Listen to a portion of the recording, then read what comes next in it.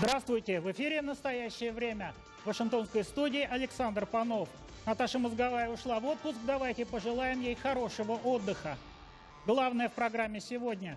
Большой день в Лозанне. Международная группа и Иран согласовали рамочное соглашение по ядерной программе Тегерана. Готова ли Карелия стать вторым домом для беженцев из Украины? Кризис с питьевой водой в Молдове. Как решают эту проблему в деревнях?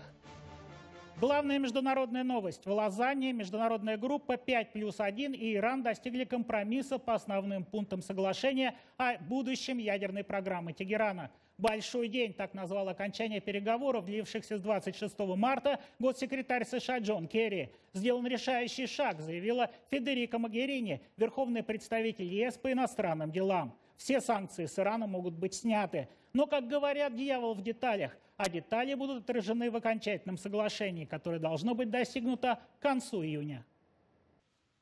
Президент Обама заявил, что Соединенные Штаты вместе с союзниками и партнерами достигли исторической договоренности с Ираном. Если соглашение будет полностью реализовано, это предотвратит появление Тегерана и ядерного оружия. На посту президента и верховного главнокомандующего у меня нет большей ответственности, чем забота о безопасности американских граждан. И я убежден в том, что если это рамочное соглашение приведет к окончательному соглашению, это сделает нашу страну, страны наших союзников и наш мир безопаснее. Соглашение, подчеркнул Обама, основывается не на доверии, а на беспрецедентных проверках, более жестких, нежели те, которым подвергалась какая-либо другая страна. Инспекторы МАГАТЭ получат широкий доступ на ядерный объект Ирана сроком как минимум на 20 лет. Иран не будет обогащать плутоний до оружейных уровней, а использованное ядерное топливо будет вывезено из страны. Тегеран согласился сократить число центрифуг на 2/3 и не будет использовать центрифуги нового поколения как минимум 10 лет. Это политическое решение потребовало доброй воли и большого количества работы. Иран будет участвовать в принятии всех решений, касающихся ядерного планирования. Соединенные Штаты снимут все санкции. Из Конгресса США поступают противоречивые сигналы. Глава Комитета Сената по международным делам, республиканец Боб Коркер, намерен добиваться принятия законопроекта, в котором соглашение с Ираном должно быть рассмотрено и одобрено Конгрессом. Вот что заявил в этой связи президент. Если Конгресс зарубит это соглашение, не предоставив никакой разумной альтернативы, тогда Соединенные Штаты обвинят в дипломатическом провале. Международное единство рухнет и откроется широкий путь к конфликту. Один из первых телефонных разговоров Обама провел с премьер-министром Биньямином Нетаньяху, чтобы заверить того, что соглашение — лучший способ обеспечить безопасность Израиля. Однако Нетаньяху убедить не удалось. Как сообщают израильские источники, премьер-министр заявил, что соглашение угрожает безопасности его страны, и Израиль решительно протестует в этой связи. В исторический день в Лозанне не было министра иностранных дел России Сергея Лаврова. Он покинул переговоры раньше. И еще результаты переговоров в Лозанне немедленно привели к снижению цен на нефть. А сейчас передаем слово Праге. Гуманитарный кризис в Донбассе. Пустые прилавки на фоне хрупкого перемирия. Шахида? Спасибо, Александр. В Донбассе осложняется ситуация с продовольствием. Полки магазинов пустеют, сложнее стало найти некоторые медикаменты. Бензин также в дефиците. Фотограф Петр Шеломовский, который сейчас находится в Донецке, рассказал нашей программе о донецких магазинах. Товары первой необходимости, поставки, они есть, но поставки сократились. А почему сократились поставки? Потому что, например, даже я, когда проезжал со стороны Курахова, это дорога из Днепропетровска в Донецк, огромная очередь на блокпосту. Что касается недостатков товаров, естественно, люди недовольны. То есть, естественно, там периодически на кассе какие-то случаются конфликты. Вот. Ну, то есть, как бы, такой легкий налет такого запустения. Да? То есть, вот я зашел в магазин, я вижу, что, допустим, магазин работает наполовину. То есть, половина магазина используется как склад. То есть, свет выключен, прилавки пододвинуты, туда, в принципе, попасть нельзя. Вчера в разговоре с администратором одного супермаркета мне она объяснила, что они, в принципе, торгуют с остатков.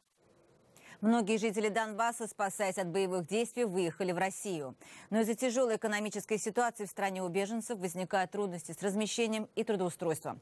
Подробности в репортаже Андрея Королева из Карелии. 40-тысячный городок Кондопога стал известен во всем мире в сентябре 2006 года. После убийства двух местных жителей уроженцами Чечни и Дагестана город взорвался массовыми бунтами, подавленными петрозаводским ОМОНом. Сегодня о Кондопоге почти не говорят. Власти как огня боятся любого национального вопроса, поэтому мало кому известно, что город принимает у себя переселенцев с Донбасса. Помнят о них местные журналисты и блогеры, попутно выполняющие функции волонтеров. У них бесплатное проживание идет в профилактории, которые выделили. Но оплачивают, естественно, это власти достаточно помогают. Евгения встречает нас на пороге большой квартиры в центре города. Она вместе с мужем и 3 детьми бежала из Ждановки Донецкой области. Поначалу был пункт для переселенцев в Ростове. Наконец, в августе прошлого года семья оказалась в Кондопоге. Ехали, в принципе, знаете, вот чтобы, хотя бы, чтобы устаканилось, допустим, да, больше не за себя, а больше за детей, допустим, как говорится, извините за выражение, я не для них их рожала, чтобы они мне их поубивали. Муж Евгении сейчас работает на одном из карельских предприятий. Зарплаты в 30 тысяч хватает только на то, чтобы заплатить за арендуемую квартиру и на продукты. Переселенцы, живущие в пансионате «Марциальные воды», в гораздо худшем положении. Уроженка Тореза, 22-летняя Лера, родила 2-го сына уже в Кондопоге. Молодой муж с августа ищет работу. Безуспешно. Дня 4 назад звонили. В интернете нашли на вахту. Нам говорят, с Украины не берут. Но это многие нам уже отсюда. Девочка говорит, что тоже звонят насчет работы. Многие отказываются с Украины брать. А что при этом говорят? Мужу, например, сказали. Он говорит, я с Украины. Она говорит, работайте на Украине. Мужчины в основном, они работали на шахте. В шахтах. То есть профессия у них в основном вот такая вот была. Здесь у нас абсолютно другой уровень. То есть здесь требуется рабочие на строительство, на комбинаты и так далее. Ближе к лету украинские переселенцы могут рассчитывать на сезонную работу, когда в Карелии начнется заготовка ягод и грибов. Но в самой Кондопоге трудоустроиться невозможно. Местный горнообогатительный комбинат объявил о массовых сокращениях. В период усиливающейся социальной напряженности беженцы с Донбасса рискуют превратиться в лишние рты. Андрей Королев, «Настоящее время», Карелия. Наши американские коллеги продолжат украинскую тему. Александр, слово вам. Спасибо, Шахида. Вашингтон отреагировал на закрытие российскими властями ряда крымско-татарских медиа, в том числе телеканала АТР, последнего независимого телеканала, вещавшего на крымско-татарское население Крыма. Об этом заявила представитель Госдепартамента Мария Харф. США осуждают отказ России уважать гражданские права тех, кто остается в Крыму, и пренебрежительное отношение российских властей к свободе слова и прессы, говорится в заявлении, а также требуют немедленного возобновления работы всех закрытых СМИ. Продолжаем тему. Украинский веб-сайт разоблачает фальсификации. В Вашингтоне побывали организаторы интернет-сайта stopfake.org, который уже год действует в Украине. С ними встретился наш корреспондент Вадим Оленичев. Украинские журналисты Татьяна Матычак и Ольга Юркова делают очень важное дело. Они руководят интернет-сайтом stopfake.org, который борется с любой фальсификацией новостей об их родной Украине в пропагандистских целях. Как сообщили украинские гости, главной целью создания сайта было не заставить максимальное число людей поменять свою точку зрения, а добиться того, чтобы они научились мыслить критически и не верили слепо всему, что сообщают СМИ.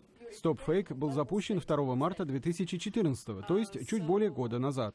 За это время он успел разоблачить более 400 фейков. Так, на английский манер, работники сайта называют факты фальсификации и клеветы, помещенные в интернет-пространстве. Пришедших в университет имени Джорджа Вашингтона на первый раз оказалось не так уж много. Однако присутствие на встрече репортеров различных СМИ и даже представителей Госдепартамента США явно говорит о том, что значимость работы сайта StopFake уже оценена на Западе по достоинству. Скажем, как некий факт, некий фейковый факт, распространен очень сильно, мы точно так же проверяем его. И если мы устанавливаем, что это фейк, что это неправда, мы сначала звоним в редакцию и честно предупреждаем, что говорим, что вот у вас на сайте появился фейк, что вот это неправда, вы просто не проверили информацию. С российскими, к сожалению, это не срабатывает. Так уж получается, рассказали журналистки, что основная доля всей этой дезинформации приходится на российские, в первую очередь, прокремлевские молдовские СМИ, которые занимаются освещением ситуации в Украине и военного конфликта на востоке страны. Именно StopFake после тщательной проверки сообщил, что свастики, будто бы нарисованные на украинских танках, это фальсификация. Топорность этих фейков не смущает их авторов и заказчиков. На фотографии, выставленной в качестве доказательства артобстрелов Донбасса, на самом деле запечатлено подретушированное крушение поезда в канадском городе Лак-Мегантик. Список фальсификаций можно продолжать и продолжать. Трудно поверить, что над опровержениями, которые размещаются на сайте, трудится всего 16 человек, причем в свободное от основной работы время и совершенно бесплатно. С этими проблемами организаторы надеются справиться в ближайшем будущем. Мы, к сожалению, не можем взять деньги ни от государства Украины, ни от любого другого государства, не можем взять денег от олигархов, не можем взять денег от любого заинтересованного лица в той или иной информации. Поэтому мы можем только написать заявку на гранты в независимые фонды, независимые организации, которые не будут контролировать нашу работу. Соответственно, мы написали заявки в разные фонды. Это и европейские фонды, и американские фонды. И сейчас мы ждем, когда будет принято решение. Ну а пока смелые единомышленники стараются не понижать планку журналистских стандартов. Они заверили, что работают исключительно с конкретными фактами и пользуются только проверенными данными. Благодаря этому stopfake.org остается островком правды в океане интернетовской лжи. Вадим Оленичев, Сергей Москалев, Андрей Дегтярев. Настоящее время. Вашингтон. Лучшие российские рок-музыканты выразили готовность выступить в концерте памяти Бориса Немцова на 40 дней со дня его убийства. Но московские клубы и концертные площадки отказали организаторам. Мы связались по скайпу с одним из устроителей концерта, известным теле- и радиожурналистом Михаилом Козыревым, и от него узнали некоторые подробности. Это выросло в идею того, что на 40 дней нужно сделать какой-то памятный концерт, чтобы это точно не было никаким политическим мероприятием, никаких политиков на сцене не надо, ни в коем случае никаких скандирований, лозунгов или чего-то еще. Просто собрать музыкантов, которым есть что сказать о Борисе Ефимовиче, и спеть, чтобы каждая из групп исполнила несколько песен. Примерно месяц назад мы быстро обзвонили нескольких знакомых артистов и, получив согласие сразу от четверки таких абсолютных хедлайнеров, которые годятся возглавить концерт на любой площадке, то есть от ДДТ Юрия Шевчука, от «Машины времени» и Андрея Макаревича, от Би-2 и от группы «Браво», мы поняли, что этой четверкой уже достаточно для того, чтобы, в общем, любой клуб согласился устроить мероприятие с их участием. Все первоначально были рады нашей идее. Вот. Последовательно это шло. Сначала один клуб, потом другой, потом третий. А потом повторилась одна и та же ситуация. Либо по СМС, либо по звонку они говорили нам: ты знаешь, старик, у нас не получится. Вот. Мы спрашивали, почему. Они говорили, некоторые говорили честно, что мы проконсультировались с кураторами из силовых структур, и они не рекомендовали нам в это вписываться. Некоторые говорили, знаете, мы посоветовались с владельцами, владельцы не в восторге от этой идеи, поэтому, извините, на этот раз мы вынуждены вам отказать. И так произошло со всеми. Стас Намин был готов предоставить сцену своего центра в Зеленом театре, но все уперлось в согласование с многочисленными столичными инстанциями. Однако выход был найден. Мы перенесли его в телевизионный формат. Это показалось нам единственно, в общем, оправданным, потому что на 40 дней все равно надо было что-то сделать, чтобы у людей была возможность вспомнить Бориса Ефимовича. Поэтому в эфире телеканала «Дождь», на котором я работаю, мы будем где-то начиная с середины дня, с 3-4 часов, вести такой марафон, который мы назвали «Немцов мост». Соответственно, к нам будут приезжать музыканты, которые будут играть, исполнять песни вживую. Мы сейчас занимаемся тем, что мы снимаем всех тех музыкантов, которые не могут в этот момент к нам приехать и вживую поучаствовать. Мы их снимаем в самых разных точках планеты, от Сибири, где в туре находится Шевчук, до Парижской Олимпии, где будет находиться Слава Вакарчук, которого мы там снимем и будем показывать 7 апреля. Наших коллег в Праге другие темы. В центре внимания Молдова. Шахида, эфир ваш. Спасибо, Александр. Приднестровье находится под угрозой единственный в регионе общественный реабилитационный центр для детей с задержкой умственного развития. Власти Тирасполя требуют от центра освободить часть помещений. Но родители воспитанников и руководство центра сдаваться не намерены. Подробности в нашем следующем репортаже. В единственном в Приднестровье негосударственном реабилитационном центре «Ассорц» обучается несколько десятков детей и подростков с разной степенью задержки умственного развития и сопутствующими заболеваниями. Не так давно власти Тирасполя предложили центру освободить часть занимаемого помещения. Его работники и родители воспитанников выступают против. Медико-педагогическая комиссия давно признала 46 детей, посещающих центр, необучаемыми. Их диагнозы – ДЦП, болезнь Дауна или аутизм. Этот центр – единственное место, где с детьми занимаются и обучают. До открытия нашего центра мой Женя все время сидел на окне.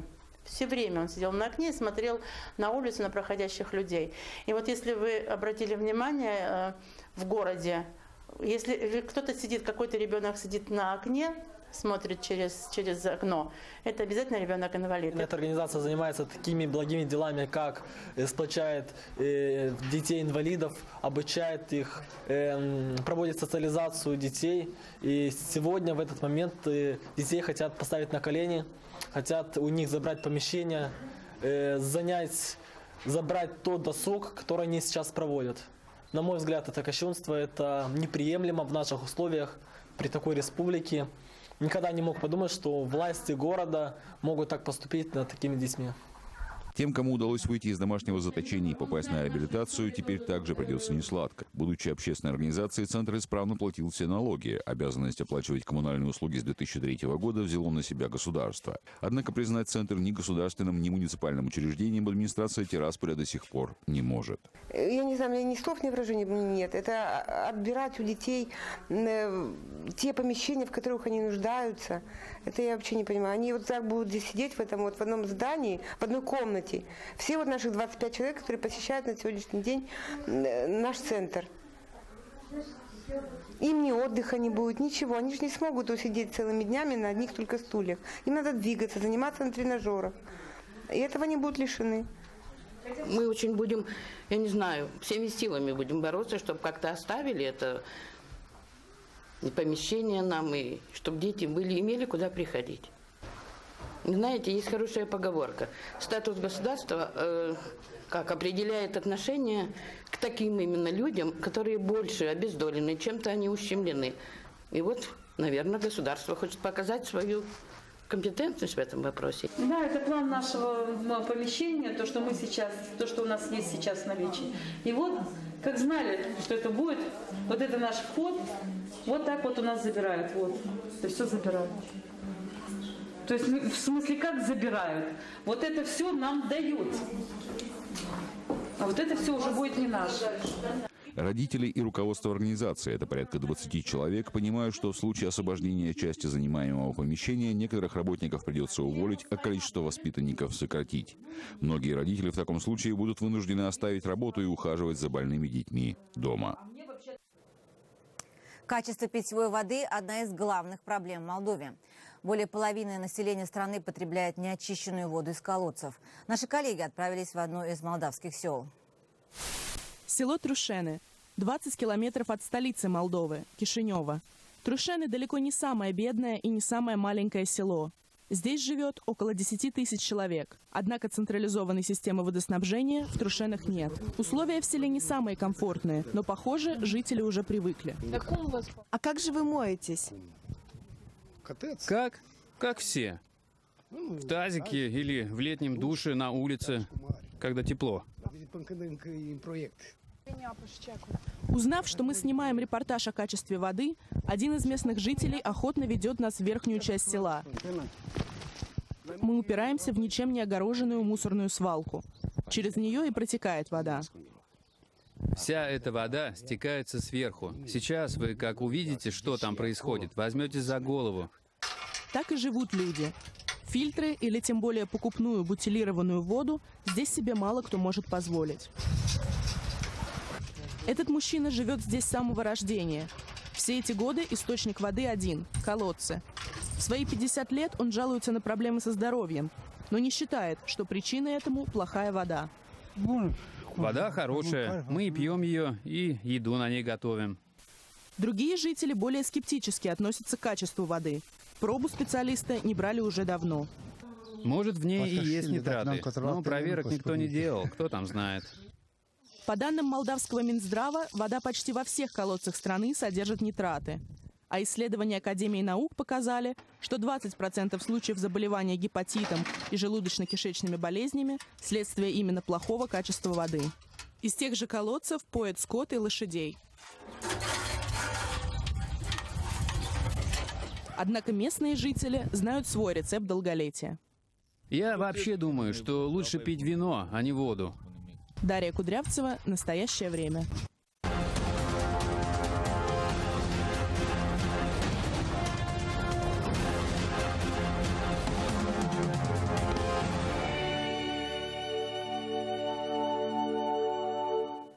Санкции Запада в отношении России после аннексии Крыма ударили по российской экономике.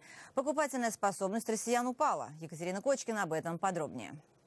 Экономический кризис и введенные в отношении России санкции повлияли на покупательскую способность россиян. Один из наиболее проблемных секторов – автомобильный рынок. То есть январь-февраль мы наблюдали уже падение, и оно усиливается. То есть 20 с лишним процентов это было падение января, 38% падения февраля в рынке. Март еще не закончен, мы продолжаем наблюдать затруднения в продажах. Ну, думаю, что дна мы еще не достигли. Оно, скорее всего, хотелось бы верить, в ближайшее время будет нами достигнуто, дальше будет только рост. Но то, что замедление большое спроса и то, что продажи, по нашим наблюдениям, наверное, упадут в половину приблизительно, плюс-минус, это факт. Одни автомобильные бренды еще только размышляют об уходе из России, другие уже готовы ее покинуть. Американский концерн General Motors прекращает сборку машин на 2 российских предприятиях, консервирует завод в Санкт-Петербурге. Сотрудники предприятий могут остаться без работы. Порядка 1200 человек окажутся на улице. Предприятия автомобильного сектора, расположенного в нашем кластере в Петербурге, Ford тот же самый, выходит на простой, Nissan стоит в простой, и, соответственно, заработные платы у работников этих предприятий падают. Разные слои населения переживают кризис по-разному. Женам олигархов тоже приходится отменять заказы на новые машины. Некоторые из них скучают по трюфелям. Конечно, я скучаю. Я вообще обожаю итальянскую кухню, я обожаю французские сыры. Конечно, я скучаю по артишокам, по трюфелю и по всему остальному. Но слава богу, что у меня есть возможность купить билеты, полететь туда на уикенд. Санкции на импорт продовольствия, введенные Россией в августе, сильно изменили ситуацию на рынке. Страдают даже те, кого, казалось бы, ограничения на ввоз продуктов из стран ЕС и США коснуться были не должны. Смотря чего касаться, да, касаться продуктов не отразилось, потому что изначально ресторан как русский сезон был задуман, и все продукты, само собой, русские были. Что касается продуктов, нет. Но цены на продукты, само собой, поднялись. Несмотря на отсутствие в их рационе артишоков, обеспеченные россияне поддерживают политику Кремля и даже предложение Владимира Путина вернуть свой капитал в Россию, чтобы обезопасить его от новых санкций. Он очень четко сказал: для уровня жизни вам хватает, вы уже все заработали, а все остальное, будьте добры, верните в Россию для того, чтобы поднимать нашу страну. Он прав. В отличие от любителей трюфелей, эксперты более сдержаны в оценке экономической ситуации в России. Мы полагаем все-таки, что ситуация вот в этом году, в прошлом году, она отличается от той, которая имела место в 2008-2009. Рынок тогда тоже очень сильно упал, но тогда все-таки были больше, скажем так, было больше влияния внешних факторов. Сейчас есть определенные структурные проблемы в экономике, которые ограничивают рост экономики и которые сдерживают, конечно, население. Российское правительство обещает принять меры по поддержке проблемных отраслей. И положение многих людей будет зависеть от того, насколько своевременным и эффективным будут эти меры. Екатерина Кочкина, «Настоящее время». Ну а я передаю слово Александру в Вашингтон. Спасибо, Прага. В Нью-Йорке были арестованы 2 молодые женщины, американские гражданки, которых подозревают в том, что они собирались вершить джихад здесь, на территории США. при помощи самодельных взрывных устройств совершать теракты, целями которых должны были стать полиция, военные и государственные объекты. 28-летняя Наэль Виленсас и 31-летняя Эйша Сиддики накануне предстали перед федеральным судьей в Бруклине, где судья объяснил им причину ареста. В раскрытии предполагаемых террористических намерений двух женщин принимал участие тайный осведомитель властей. С нами на связи из Нью-Йорка наш корреспондент Виктория Купчинецкая. Вика, что известно об этих двух женщинах и какие именно противозаконные действия они предположительно совершили? Саша, ну о личной жизни этих двух молодых женщин известно достаточно мало. Известно, что они вместе снимали квартиру в нью-йоркском районе Квинс. Известно, что они обе являются мусульманками и что они были приверженками джихадистской идеологии. Они посещали джихадистские сайты. Виленсас даже вот обожала, если можно так сказать, Усаму бен Ладена. У нее на мобильном телефоне была его фотография с автоматом Калашникова. Они очень внимательно, обе эти молодые женщины, изучали теракты, которые производились в прошлом на территории Соединенных Штатов. Они обсуждали, как они могут делать бомбы в домашних условиях, взрывные устройства. Они изучали вот такие пособия для доморощенных террористов, которые скачивали с интернета, и изучали учебники по химии для того, чтобы вот опять-таки выяснить, как они могут сделать эти взрывные устройства в домашних условиях. Информатор вот этот, их специальный осведомитель, которого они считали, кстати, членом, если можно так, своей команды. Вместе с этим осведомителем они ездили по нью-йоркским магазинам и проверяли, смогут ли они купить в этих магазинах вот какие-то элементы и химические элементы для создания этих бомб дома. Эйша Сиддики в какой-то момент купила баллоны с газом, с пропановым, для того, чтобы предположительно использовать их для будущих терактов. Накануне, как ты, Саша, сказала, они действительно предстали перед судом, им пока не предъявлены официальные обвинения, они скоро будут им представлены, и если их признают виновными, им грозит пожизненное заключение. После заседания суда в Бруклине адвокат Сиддики вышел к журналистам и вот достаточно коротко, очень лаконично заявил о ее невиновности. Вот что он сказал. Мой клиент не признает свою вину, даже когда ей официально будут предъявлены обвинения. Я и мой клиент будем оспаривать ее вину в суде по всем пунктам. Я знаю, что вы хотели бы услышать больше подробностей. Я вам сейчас больше не скажу. Это серьезное дело, и мы будем отстаивать ее невиновность в суде.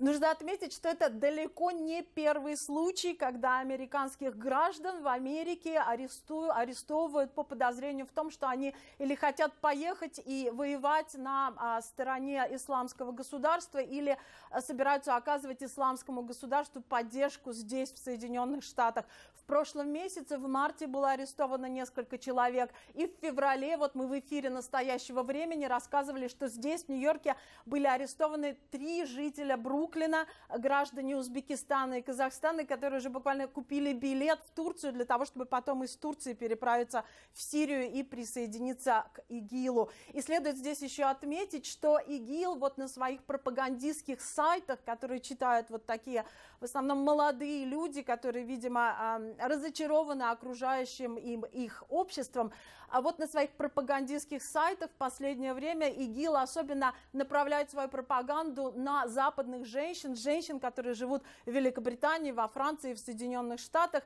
И вот уже несколько десятков женщин, например, из Великобритании отправились воевать на стороне ИГИЛа.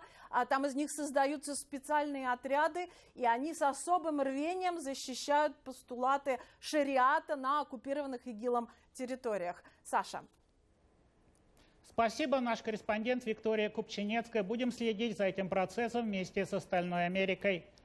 Передаем слово Праге.